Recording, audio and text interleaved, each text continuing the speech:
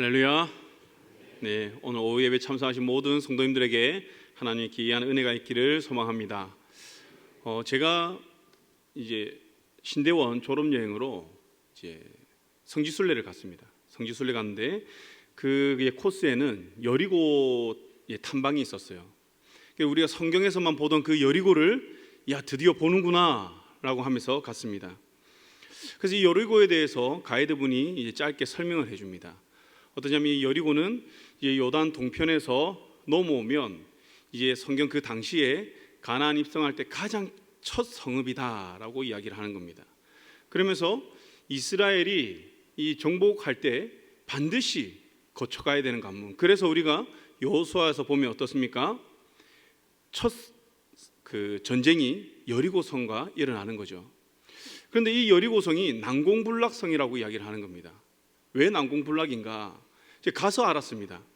고대 시대는 어떤지 잘 모르겠지만 그 여리고라는 지역이 이제 지중해 해수면보다 한 250m가 낮습니다. 그래서 예루살렘은 이제 높거든요. 그리고 차이가 한 1km 정도 된다고 합니다. 그런데 이 여리고가 들어가 있으니까 어떻습니까? 거기에 이제 성을 만들면 뒤에는 깎아진 절벽인 거죠. 그리고 앞에는 또 이제 넓은 평야처럼 이렇게 이루어져 있습니다.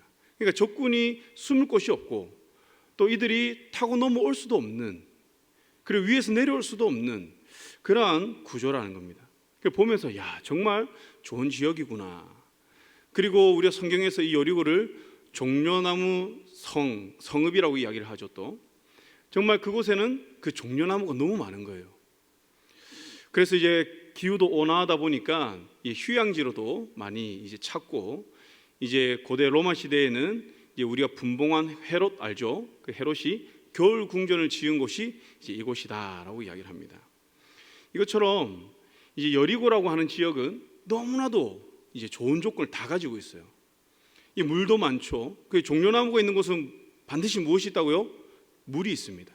그런데 한 그루 두 그루도 아니고 종려나무 숲을 이루고 있는, 그래서 물이 너무나도 풍부한, 광야에서는 정말 이와 같은 지역이 없는 그러한 곳이라는 거죠. 그런데 이러한 성읍이 이제 승승장구하면서 성공해야 되는 게 당연하잖아요. 근데 오늘 말씀 보니까 뭐라냐면 그 내부 상황은 우리가 밖에서 보는 것과는 전혀 다른 거예요. 이름만 그렇지 그 내면에는 지금 생명이 없다라고 그 성읍 사람들이 이야기를 합니다. 우리 19절 말씀 우리 다 같이 한번 읽어보겠습니다. 시작. 그 성읍 사람들이 엘리사에게 말하되 우리 주인께서 보시는 바와 같이 이 성읍의 위치는 좋으나 물이 나쁨으로 토산이 익지 못하고 떨어지나이다. 아멘. 보면 성읍에 무엇이 좋다고 하죠? 위치가 좋습니다. 위치. 제가 조금 전에 말씀드렸죠. 외적인 요소는 거의 완벽한 그런 모습입니다. 그런데 그 안에 보니까 물이 안 좋은 거예요. 위치가 너무 좋다, 살기 좋다, 남들이 부러워할 만큼 정말 행복의 모든 조건 다 갖추었다라고 하지만 정작 그 안에는 물이 나빠서 생명이 없는 그러한 상황인 것이죠. 여기서 이제 물이 나쁘다라는 것은 원어로는 물이 악하다라는 의미도 함께 포함하고 있습니다. 근데 원래 물이라는 게 어떻습니까? 창세기 1장 20절 말씀 보면요, 하나님께서 물에게 어떠한 명령을 하냐면 생물을 번성하게 하라. 이 물을 통해서 생명이 번성한다는 거예요. 그러니까 물이 가는 곳에는 반드시 생명이 소생할 수밖에 없는 겁니다. 이게 물의 역할인 거예요. 그런데 오늘 이 여리고는 물이 어떻게 해요? 악하여져서, 나빠져서 토산이 익지 못하고 다 떨어진다는 겁니다. 여기에서 토산이 익지 못하고 떨어졌다라고 하는 것은 이제 땅에서만 나는 어떤 열매 이런 것만 이야기하는 게 아니라 우리가 짐승의 새끼, 그리고 아에 뵌 여인의 그 아기, 이 생명들이 다 끊어진다는 겁니다. 그러니까 유산하고 다음 세대가 이어지지 않고, 그래서 이들은 다른 방법을 강구하면서 세대를 이어나갔다는 것이죠. 다시 말하면 이들은 겉보기에 너무 좋으나 그 내실을 보니까 삶의 모든 부분에서 정말 어려움, 문제가 있다는 것입니다. 예를 들어 사업하시는 분들, 정말 사업이 안 될 상황이 아닌데 사업이 잘 안 풀리는 그러한 모습들, 그리고 이제 음식점을 이제 오픈합니다. 정말 좋은 자리에다가 성공할 수밖에 없는 요건을 갖춘 그 자리에 음식점을 개업을 했는데 음식점이 안 되는 겁니다. 자녀들이 정말 성적이 좋아요. 그리고 인물도 좋아요. 실력도 좋고 남들이 가지고 있지 않는 그 재능, 탤런트도 너무나 출중합니다. 근데 이 아이가 하는 일들이 잘 안 되는 거죠. 지금 이와 같은 상황이 이 안에서 벌어지고 있다는 것이죠. 그런데 이곳 사람들은 처음엔 이 원인이 어디에 있었는지를 몰랐습니다. 그렇다 보니 이들은 이 문제를 해결하기 위해서 여러 가지 방법을 사용했겠죠. 그러다가 이 성의 문제가 어떠한 땅, 기후, 그들의 외적인 문제가 아니라 그들의 내면의 문제, 즉 땅이 머금고 있는 그 물의 문제가 있다는 것을 이들은 알게 된 것이죠. 그러나 중요한 것은 이들이 그 문제는 알았지만 정화할 방법이 없는 겁니다. 이들이 할 수 있는 선에서는 다 해봤을 겁니다. 그렇겠죠? 우리도 어떻습니까? 어떤 문제가 생깁니다. 사업하시는 분들, 또 가게를 하시는 분, 자영업을 하시는 분들, 또 직장에서 어떤 문제가 생겼을 때 어떻게 합니까? 여러분들은 기도를 하시겠지만 대부분은 어떻게 해요? 내가 할 수 있는 모든 방법을 다 동원해서 그 일을 해결하려고 하죠. 이들도 그랬다는 겁니다. 당시 이스라엘 백성들은 이제 이스라엘에서 가장 악하다고 하는 그 아합 왕과 이제 그 악한 왕들에 계속 이어지고 있는 거예요. 그 상황 가운데서 이 북이스라엘 모습은 어떻습니까? 우상 숭배가 팽배하죠. 그 가나안 신들을 그들이 함께 섬겼습니다. 영적으로 타락한 상태. 그들의 모습을 유추해 볼 때 이들이 이 문제를 해결하기 위해서 어떻게 해요? 하나님을 찾는 것이 아니라 그들이 섬기고 있는 우상들, 그 신들을 찾았을 그 확률도 많이 있겠죠. 그들에게 찾아가서 제사도 지내고 이것저것 다 해봤을 겁니다. 그런데 이 물은 어떻습니까? 아무런 변화가 없는 겁니다. 그러자 이들은 이제 이 문제를 엘리사에게 가져갑니다. 엘리사는 그들에게 새 그릇에 소금을 담아오라고 이야기를 하죠. 그리고 이 소금을 그냥 물에 딱 던집니까? 아니죠. 어디에 던집니까? 근원에 던집니다. 근원. 그러니까 이 모든 상황을 정리하면 이 성읍에서 일어나고 있는 모든 삶의 문제는 외형에 있는 것이 아니라 그 안에 있는 그 내면 물에 있었다는 거죠. 그리고 엘리사는 이 문제를 해결하기 위해서 새 그릇에 소금을 가져와서 아무 곳에나, 그냥 물이 있는 아무 곳에나 던진 것이 아니라, 지금 보여지는 그곳에 던지는 것이 아니라 물의 근원, 물이 시작되는 곳, 물줄기가 터져 나오는 그곳에 이 소금을 던지는 것입니다. 그러자 어떤 일이 일어났습니까? 22절 말씀 보니까 고쳐졌다라고 말합니다. 제가 이 말씀을 묵상하다가 20대에 저도 사업가를 꿈꿨어요. 사업을 해야 된다. 남자가 태어났으면 한번 성공해야 되지 않느냐. 직장 생활에서는 답이 안 나온다. 그렇게 해서 이제 사업을 꿈꿨습니다. 그러면서 이제 아는 형님들과 이것저것 준비도 해보고 했는데, 그러면서 이제 제가 이제 참고했던 어떤 몇몇 책들이 있습니다. 그 중에 이제 지금은 이제 소천하셨는데 GE의 그 회장 잭 윌처라는 그런 분 한번 들어보셨을 겁니다.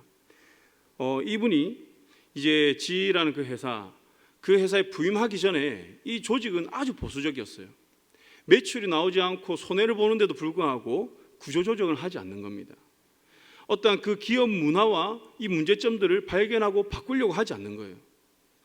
그런데 어떠한 이사회에서 이 문제를 해결하기 위해, 이 회사를 정상화시키기 위해 이 잭윌치라는 회장을 이제 데리고 오는 거죠.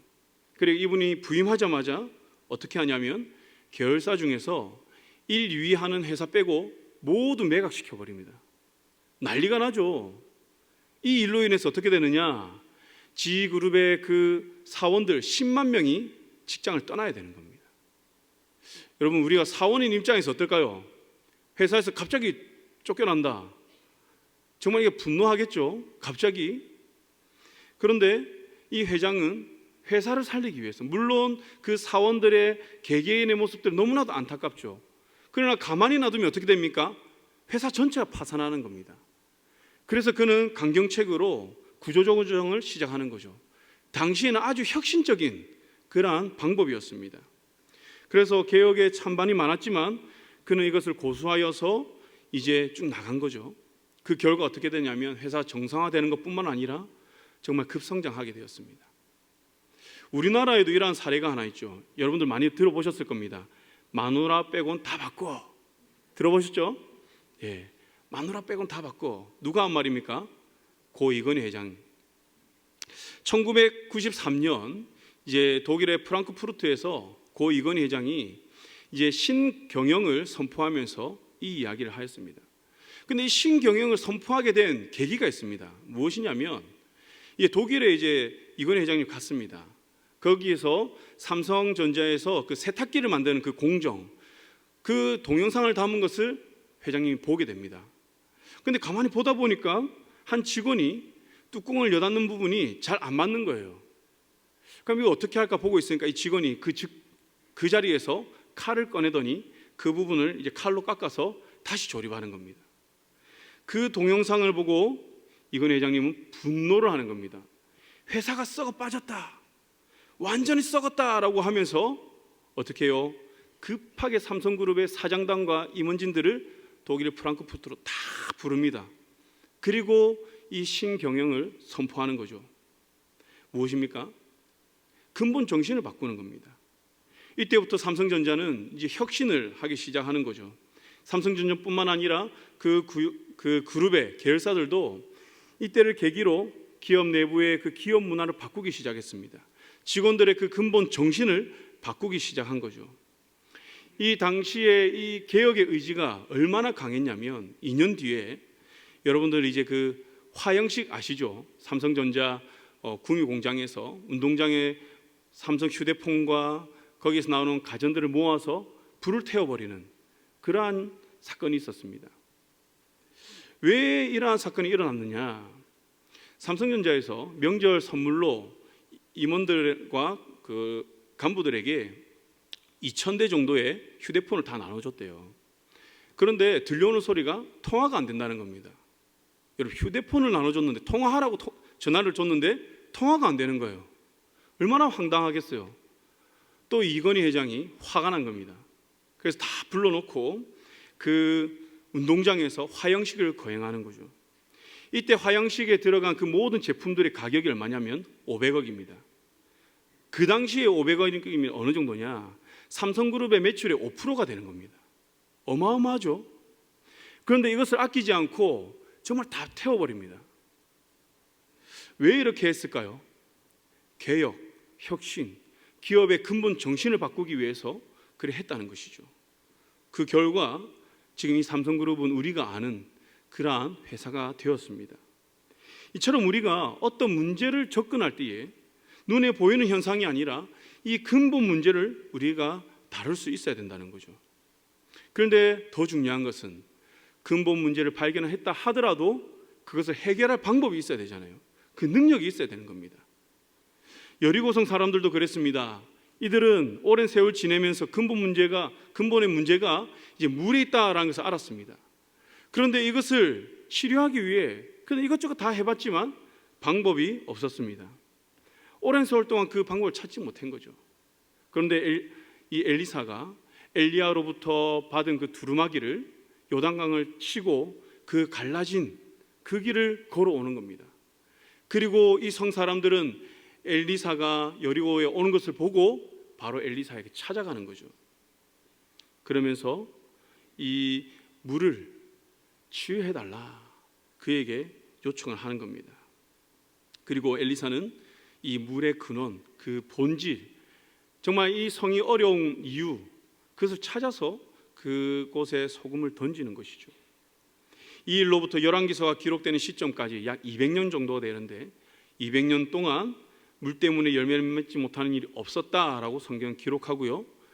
그리고 지금까지, 지금 우리가 살아가는 이 시간까지, 수천 년이 지난 지금 이 시간까지 그 물은 생명이 솟아나는 그러한 물이 되었습니다.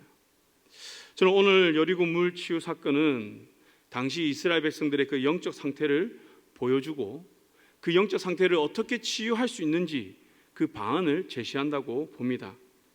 계속 이어지고 있는 그들의 우상 숭배, 영적인 타락, 그리고 교만으로 인해서 피폐해진 그들의 삶, 이런 그들에게 하나님께서는 엘리사를 세우고 가장 첫 번째 하신 것이 무엇이냐면 여리고의 물을 깨끗하게 하시는 그러한 일을 맡기신 거죠. 생명의 근원을 회복시킨 겁니다. 참 상징적이죠. 가나안을 정복하러 왔을 때 이 가나안을 정복하기 첫성 여리고를 정복하면서 여호수아가 여호수아 6장에서 이 성을 저주합니다. 학자들은 그때부터 여리고에 있는 물이 이렇게 나빠졌다라고 분석을 합니다. 그런데 수백 년이 지나서 지금 이 엘리사 시대에 이제 하나님께서는 이 엘리사를 통해 가나안을 회복시키고자 하는, 이스라엘을 회복시키고자 하는 그 계획 가운데 바로 첫성 이 여리고를 회복시키는 겁니다. 이것은 엘리사의 이름에서도, 이름의 의미에서 잘 나옵니다. 엘리사의 이름의 뜻이 무엇입니까? 하나님은 구원이시다. 하나님께서 엘리사를 부르신 것은 우연이 아니라는 거예요. 이 이름이 가지고 있는 이 뜻과 함께 여리고성을 고치시면서 내가 이스라엘 타락한 너희들을 내가 구원할 것이다. 누구를 통해서? 바로 나를 통해서, 또 지금 이 시대에는 예수 그리스도를 통해서 내가 구원할 것이다 라는 것을 지금 선포하고 있는 것입니다. 사랑하는 성도 여러분, 이 시대도 똑같죠. 저와 이 시대를 살아가는 그리스도인, 그리고 세상에서 영적인 목마름에 갈급해하는 사람들 어떻습니까? 참된 삶의 회복, 생명의 삶, 생명의 그 열쇠가 어디에서 나오느냐? 바로 예수 그리스도에게 있는 줄 믿습니다. 지금 이 시대에 너무나 살기 편하죠. 손가락 몇 번 까딱까딱 하면 모든 정보들을 우리가 다 얻을 수 있습니다.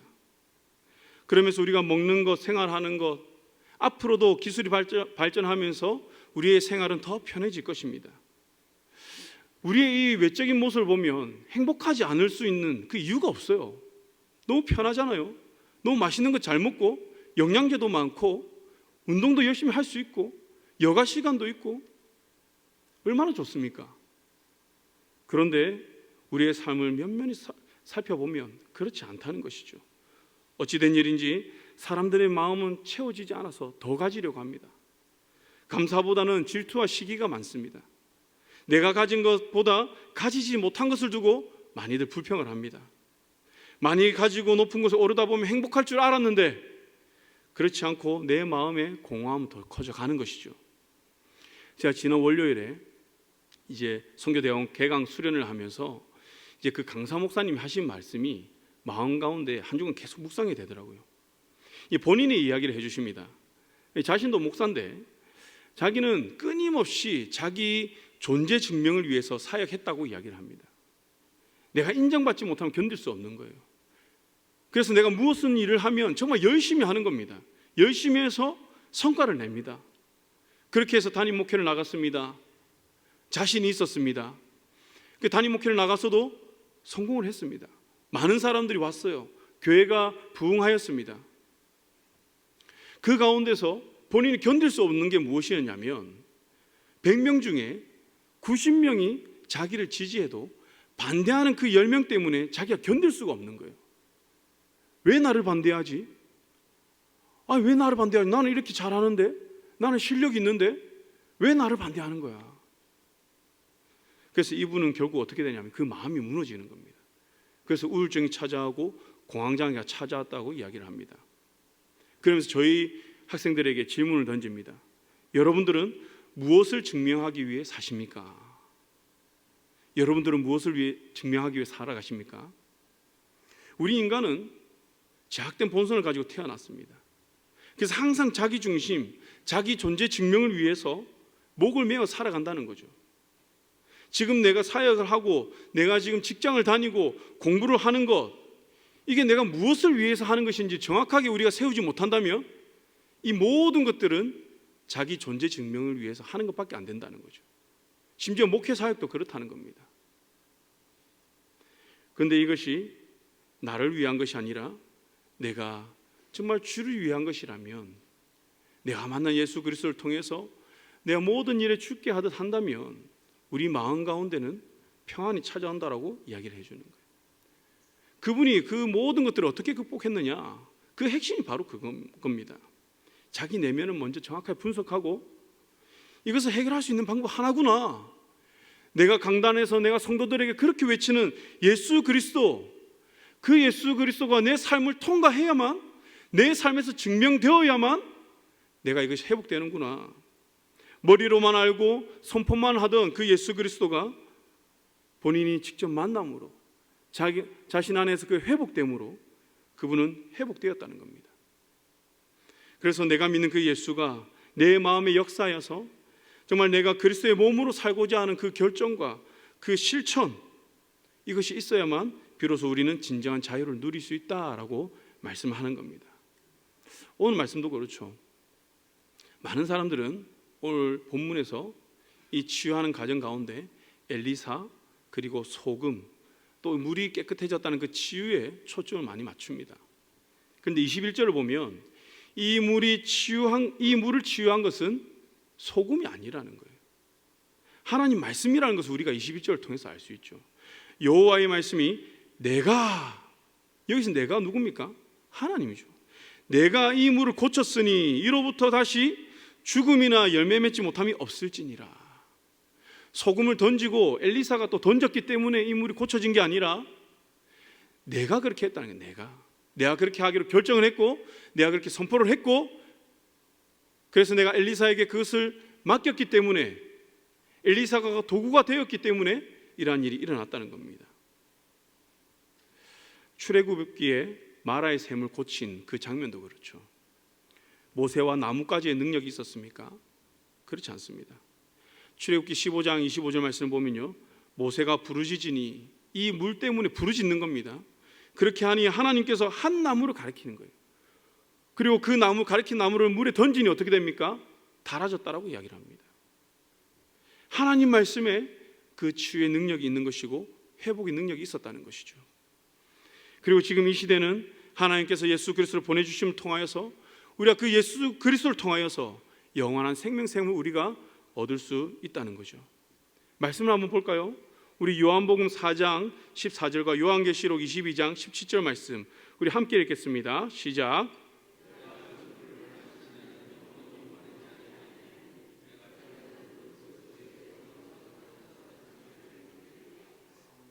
성령과 신부가 말씀하시기를 오라 하시는도다. 듣는 자도 오라 할 것이요 목마른 자도 올 것이요 또 원하는 자는 값없이 생명수를 받으리라 하시더라. 아멘. 이처럼 우리의 인생의 근원을 고치시고 생명을 주시는 분은 바로 누구냐? 예수 그리스도라는 거예요. 영국 낭만주의를 대표하는 시인 바이런이라는 사람이 있습니다. 이분이 캠브리지 대학을 다닐 때 이제 그 종교학 그 과목 시험을 치는데 문제가 이렇습니다. 물을 포도주로 바꾼 예수 그리스도의 기적이 담긴 종교적이고 영적인 의미를 서술하시오. 많은 사람들이 정말 짜내어서 열심히 논리적으로 서술을 하는 겁니다. 그런데 이 바이런이라는 사람은 2시간이 넘도록 가만히 우두커니 앉아서 있는 겁니다. 그 시험 감독관은 쟤는 뭐 하나 보고 있었겠죠. 근데 시험 시간이 다 끝나가는데도 그냥 가만히 있는 겁니다. 감독관이 옆에 갑니다. 아니 학생 시험 치지 않냐? 라고 하니까 이제 거의 끝날 때쯤 돼서 이 바이런이 한 문장을 딱 쓰고 나가는 겁니다. 그 문장이 뭐냐면 물이 그 주인을 만나니 얼굴이 붉어졌도다. 너무 놀랍지 않습니까? 뭐 이해가 다시 읽어드릴까요? 물이 그 주인을 만났더니 얼굴이 붉어졌더라. 그가 이 한 문장에 담고자 하는 그러한 성경의 진리가 무엇입니까? 주인을 만났다는 거예요. 주인을. 물이 주인을 만나니까 그 본질이 변화되었다는 겁니다. 변화된 척하는 것이 아니라 전혀 다른 존재로 변화되었다는 거죠. 우리가 인생의 주인, 내 삶의 주인, 내 사업장과 직장의 주인, 학업과 우리 가정의 주인 누굽니까? 바로 예수 그리스도를 만나면 우리 영혼의 그 근본이 변한다는 것이죠. 전혀 다른 존재가 된다는 것입니다. 레디컬이라는 책을 쓴 데이비 플랫도 이렇게 말합니다. 당신은 예수를 믿음으로 과연 얼마나 근본적으로 달라진 삶을 살고 있습니까? 그가 말한 기독교 신앙의 근본은 무엇이냐면 그 삶의 근본적인 변화라는 거예요. 예수를 믿는다라고 하면서 예배를 드린다라고 하면서 우리가 예배 드릴 때는 거룩한 척하고 세상에 나가서 또 우리가 살아갈 때는 세상 사람들과 별반 다를 것 없이 살아가는 그런 모습들, 그러한 것들을 두고 스스로에게 질문을 던져보라는 겁니다. 정말 예수를 믿는가? 예수를 믿는다면 우리의 근본이 바뀔 수밖에 없다. 예전에 우리 그 제약된 습성, 죄인의 습성은 떠나가고 정말 예수 그리스도의 그 모든 성품들이 우리 안에 있을 수밖에 없다. 그래서 우리가 이렇게 이야기를 하죠. 우리의 믿음은요, 우리의 삶을 통해서 그 열매가 맺어진다는 겁니다. 사랑하는 성도 여러분, 현대 그리스도인들의 모습을 보면요, 예수를 믿는다라고 하지만 나는 변하지 않습니다. 저도 그랬던 것 같아요. 예수를 믿기 전에 습성을 그대로 답습하고 살아가는 모습을 종종 봅니다. 오히려 엘리사와 같이 내가 도구가 되는 게 아니라 나의 목적을 위해서 주님을 도구 삼아 우리가 살아가는 것을 종종 본다는 거예요. 누군가는 사람은 변하지 않는다라고 이야기하죠. 저는 여기에 어느 정도 동의를 하지만 개인적으로는 변할 수 있다라고 믿습니다. 근데 조건이 있어요. 그 변화되는 조건은 무엇이냐면 예수 그리스도를 만났을 때, 여러분들을 우리가 그렇게 듣고 성경을 통해서 알고 있는 그 예수 그리스도를 만나면 우리는 변화될 수밖에 없어요. 믿으십니까? 그 증거가 여기 있잖아요. 여러분들, 우리가 예수 그리스도를 믿기 때문에 지금 이 시간이 여기 있는 거잖아요. 얼마나 이 시간이 놀기 좋은 시간입니까? 가족들과 보내기 얼마나 좋은 시간입니까? 날씨도 좋아서 밖에 나가서 좋은 카페에서 차 한잔 마시고 교제할 수 있는 시간인데, 우리가 그 예수 그리스도를 만남으로 인해서 우리의 인생이 바뀌었기 때문에, 내가 주님의 자녀이기 때문에 우리가 주님께 예배드리고자, 온전한 주의 성수를 하고자 우리가 이 자리에 있는 것이죠. 우리 인생에 예수 그리스도 한 분이면 충분한 줄 믿습니다. 그 개강수련회 오신 그 강사 목사님이 그런 말을 하더라고요. 우리는 계속 무언가 위에 계속 쌓으려고 한다. 우리 예수를 믿으면 이 복음이 완전한데, 마치 복음이 부족한 것처럼, 복음만으로는 안 되는 것처럼 우리가 세상을 살아간다.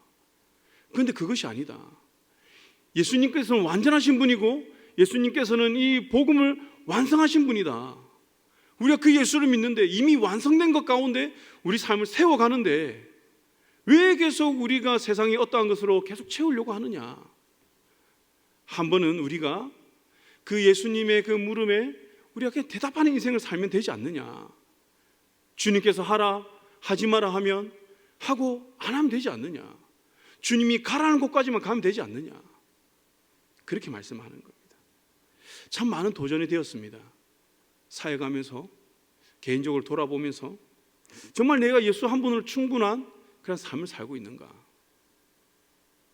나는 그 예수 그리스도를 통해서 얼마나 변화되었는가? 내 삶을 통해서 얼마나 증명되고 있는가? 요한복음 15장에서 그렇게 이야기를 하죠. 포도나무 비유를 이제 말하고 있습니다. 거기 보면 우리 가지라고 하죠. 가지가 우리 나무에 잘 붙어 있으면, 잘 접붙여져 있으면 열매를 맺는다고 하죠. 우리의 인생도 그런 거예요. 우리가 예수 그리스도에 잘 붙어 있으면 우리 삶에 귀한 열매, 선한 열매가 맺어지는 줄 믿습니다. 사랑하는 강연의 성도 여러분, 오늘 말씀을 통해서 우리가 분명히 알아야 하는 것은 이 세상에 우리가 무엇인가를 갈급하여 물을 찾지만 이 세상에는 우리의 인생, 우리의 영혼의 갈증을 채워줄 수 있는 그 어떠한 것도 없다는 것입니다. 제가 지난주에 시편 42편을 묵상하면서 받은 은혜도 그렇습니다. 시인이 알 수 없는 그 고통 가운데 부르짖죠. 그런데 그가 그 고통 속에서 견뎌낸 것은 무엇이냐? 오직 창조주 하나님, 그분이 나의 생명수가 되는 믿기 때문에 그분만을 나는 바라보고 찬양하고 감사한다는 것입니다. 대적들이 자기의 뼈를 찌른 것 같이 자기를 찔러도 내 하나님이 어디 있느냐라고 조롱하여도 그는 자기를 도우시는 그 하나님을 알기 때문에 두려워하지 않는다라고 이야기를 합니다. 사랑하는 강연의 성도 여러분, 우리의 삶도 이렇게 돼야 할 줄 믿습니다. 세상은 우리에게 많은 도전을 합니다. 신앙생활을 하지 못하도록 우리를 유혹하는 것도 너무 많고요. 때로는 우리가 우리 삶을 면밀히 살피지 못하면 나도 모르는 사이에 주님과 전혀 상관없는 삶을 살아가기도 하고요. 또 내 존재 증명을 위해서 정말 주님을 사용하는, 주님을 도구로 삼는 그러한 일들이 일어납니다. 그러나 우리가 정말 내 내면을 잘 돌아보면서 정말 내가 예수 그리스도를 믿는 자로서 내 삶에서 정말 주님의 그 열매가 맺어지고 있는가? 그래서 내가 믿는 예수 그리스도를 통해서 우리의 삶이 치유되고 우리의 삶이 치유됨을 통하여서 우리 인생에 하나님께서 맺어주시는 그 귀한 열매가 맺어지기를 주님의 이름으로 축복합니다.